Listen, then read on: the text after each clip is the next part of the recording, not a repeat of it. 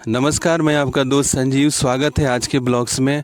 और मैं आपको आज के ब्लॉग्स में ले चल रहा हूं गंडक नदी के किनारे और दिखाऊंगा आपको कि गंडक नदी में जब पानी बढ़ता है तो आसपास के इलाके कैसे बाढ़ से प्रभावित होते हैं। पहले प्रधानमंत्री थे पंडित जवाहरलाल नेहरू, तो उनका यह अंतिम शिलान्यास किया गया गंडक परियोजना का बांध था, जो वाल्मीकि नगर बैराज के नाम से भी हम जिसे जानते हैं।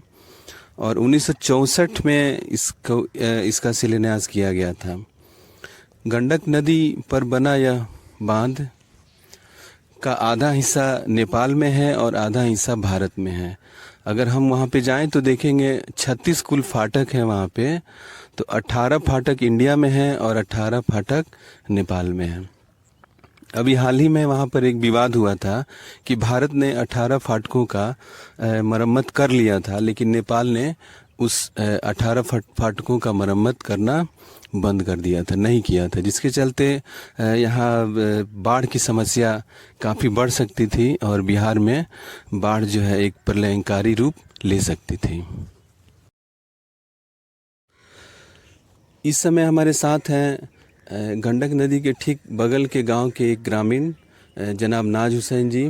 और मैं नाज हुसैन जी से जानना चाहूँगा कि गंडक नदी में आई बाढ़ का अगल बगल के इलाकों में क्या प्रभाव होता है। जैसे ही बाढ़ आती है, इन क्षेत्रों में ख़ास तौर से आवाजाही बंद हो जाती है। जैसे कि कोई बीमार अगर है तो उसे अस्पतालों में ले जाने के लिए बहुत कठिनाई का सामना करना पड़ता है। साथ ही राशन से जुड़ी हुई चीज़ें बाज़ार से ख़रीद के लाने के लिए सब्जी वगैरह खाने वाली चीज़ें मुश्किल से मुश्किल से पहुंच पाती हैं गाँव तक। और जितने भी फसल हैं, ये धान के फसल हैं, किसानों ने जो मध्यम वर्ग के किसान हैं जो कि गेहूँ धान और ईख का जो फसल है ये एकदम से तबाह और बर्बाद हो जाते हैं। किसानों के लगाए हुए फसल और उनके पैसे जो साहूकार से और बैंकों से कर्ज लेकर के रोपनी किए रहते हैं, वो सब एक तरह से उन पर पानी फिर जाता है। और यहाँ के किसानों के लिए जीवन यापन के मात्र एक साधन है खेती बाड़ी, और ये खेती को एकदम से तबाह और बर्बाद कर देता है। अभी हम लोग जिस जगह पे खड़े हैं, ये अगर नदी को देखेंगे बीचों बीच में यहाँ इस सामने, तो पहले यहाँ पर जगीटोला पंचायत का जगीटोला वार्ड नंबर 1, 2, 3 हुआ करता था। करीब यहाँ पे 60-70 घर हुआ करते थे। इसी सामने में सामुदायिक भवन और 2 मंजिला विद्यालय बिल्डिंग था, भवन था स्कूल का, जो कि पहले 3 साल पहले यहाँ से कट गया। अभी लगातार सामने जगटोला पंचायत का कुछ टोला है जो कि भी अभी कटाव से बहुत प्रभावित है। सरकार इस पर बिल्कुल ध्यान नहीं देती है। यहाँ के ग्रामीणों को पर कोई इनका ये नहीं रहता है जिससे ये लोग सुरक्षित हो पाएँ। जब यहाँ पर मीडिया ज़्यादा इसको हाईलाइट करती है, जैसे कि संजीव जी यहाँ के जनजीवन से जुड़े सवाल को उठा रहे हैं, तब सरकार थोड़ी सी हरकत में आती है और इनको राहत सामग्री के तौर पर या नाव प्रोवाइड कराती है, इनको देती है आने जाने के लिए। तो बहुत सारा है यहाँ पे जो यहाँ के ज़िंदगी को दूभर और कठिनमय बना देती है। और हर साल ये एकदम से ये क्षेत्र जो है कट जाता है। इनका जनजीवन बहुत ही प्रभावित होता है। मवेशी जो हैं ये लोग रखे हुए हैं, उनके लिए चारा का प्रबंध नहीं हो पाता है। और वो जो मनुष्य है वो तो छतों पे, घरों के छतों पे चढ़ जाता है या किसी मचान पे जाके बैठ जाता है, लेकिन जानवरों को ऐसी स्थिति में उनको पानी में ही रहना पड़ता है, जिससे उनको कई बीमारी हो जाती है और उनका मरना लगभग तय सा हो जाता है। तो बहुत सारी मुश्किलें हैं, एकदम से कठिनमय है। सरकार इसको ध्यान में देना, सरकार को इसको संज्ञान में लेते हुए इसका बाढ़ से बचाव के लिए ज़रूरत संबंधी प्रबंध करने चाहिए। अगर इस समय पर गाद साफ़ हो जाए तो नदी का मुहाना बदलता नहीं और ना ही इस जो क्षेत्र हैं, गांव है, नो कटते नहीं और ना ही प्रभावित होते हैं। जी बस नहीं।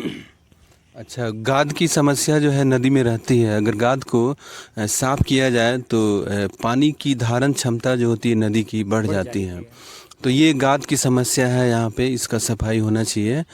और एक चीज़ और बताइए, ठीक इसके आगे एक बांध बना हुआ है, मंगलपुर बांध। क्या बांध बनने से यहाँ के लोगों को कुछ उन्नति हुआ है?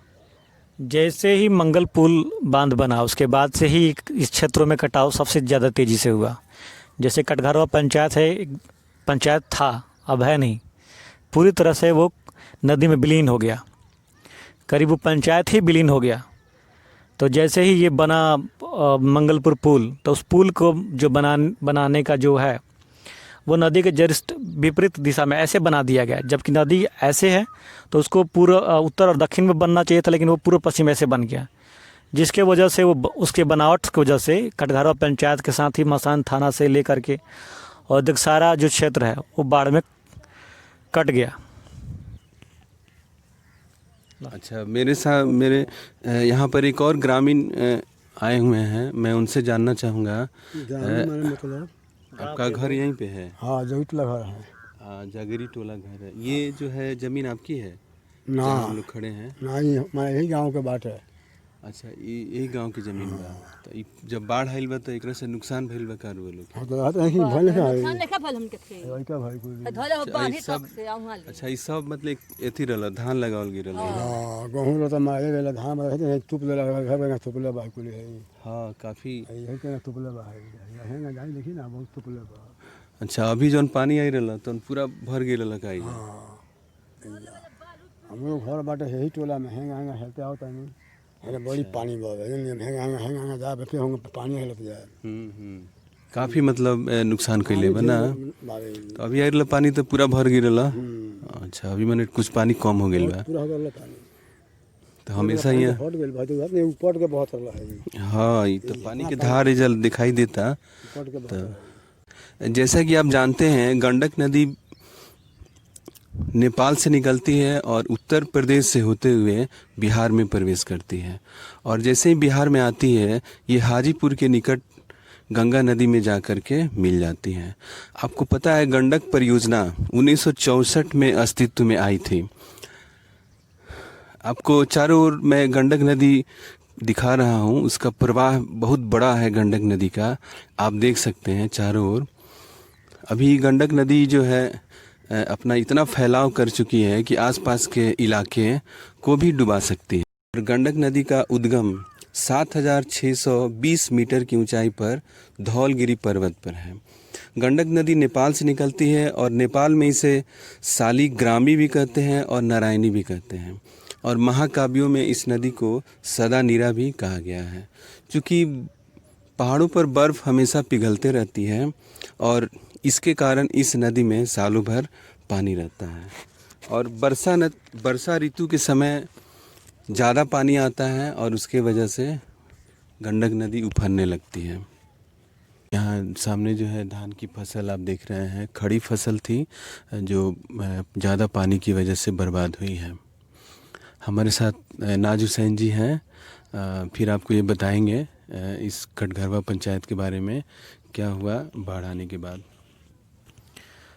यहाँ कटघरवा पंचायत आप जैसे देख पा रहे हैं कि ये जो कटघरवा पंचायत है उसका मात्र एक छोटा सा टोला बच गया है।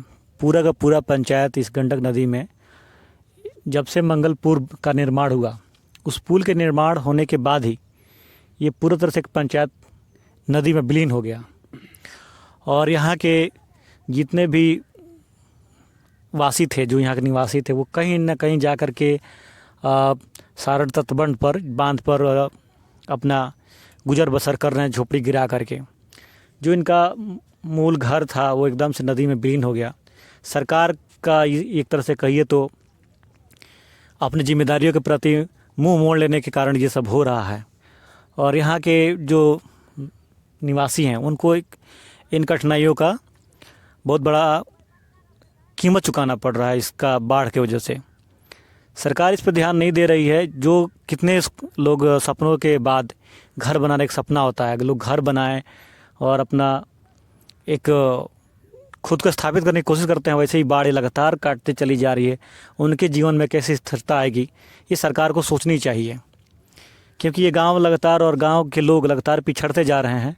कैसा लगा मेरा यह वीडियो ज़रूर बताइए, लाइक कीजिए, कमेंट कीजिए, शेयर कीजिए और सब्सक्राइब ज़रूर कीजिए चैनल को।